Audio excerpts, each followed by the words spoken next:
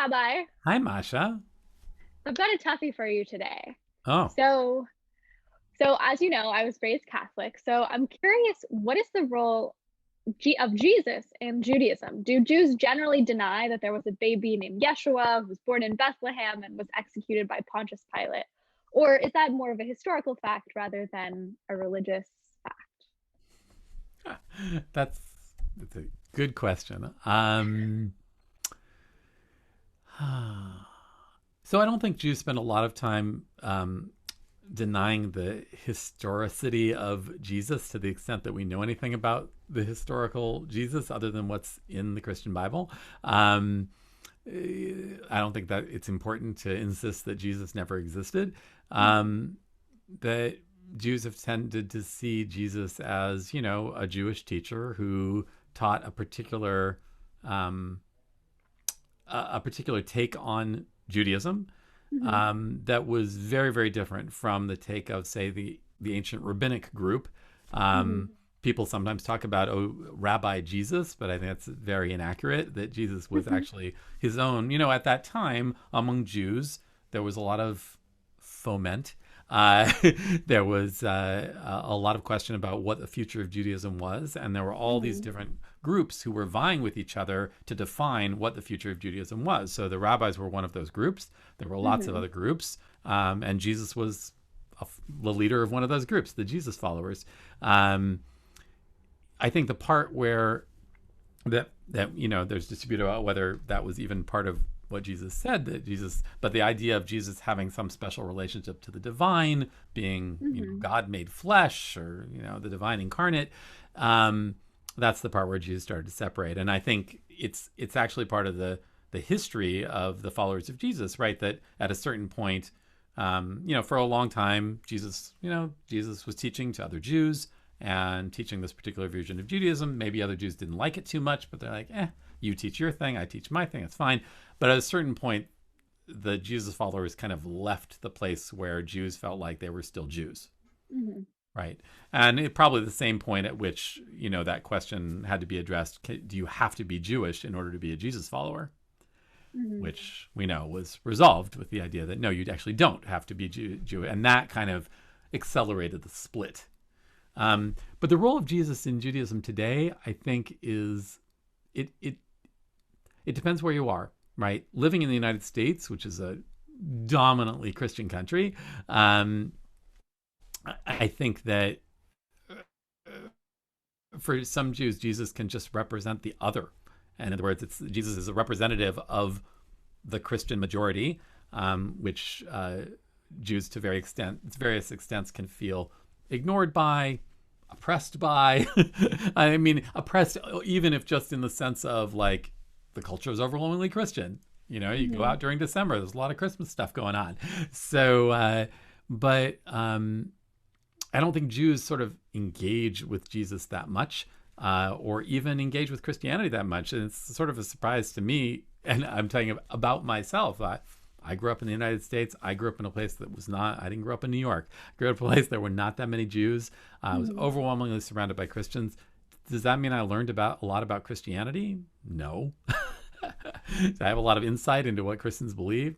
No. So there's an incredible amount of separateness there, right? Jews and Mm-hmm. Christians live side by side in the United States and talk to each other and are friends and whatever. How often do they actually talk about religion? Apparently, not very often. Uh, um, yeah. So, I what's interesting to me, reading I find it interesting to read the Christian Bible because to me it's a document of the same era as the ancient rabbis, same era as the Talmud, Mm-hmm. um, where the things that are being put in the mouth of Jesus are often things that are actually in the Talmud. And so they're having disputes that make a lot of sense in the context of Talmudic disputes. I don't really that doesn't say a lot about how Christians read the Christian Bible. But for me as a rabbi, I read those and I'm like, oh, that's so interesting because that it says something similar in the Talmud. So it is a Mm-hmm. sort of that era, I think, is a really important era for Jews. But Yeah. Jesus's role in it is not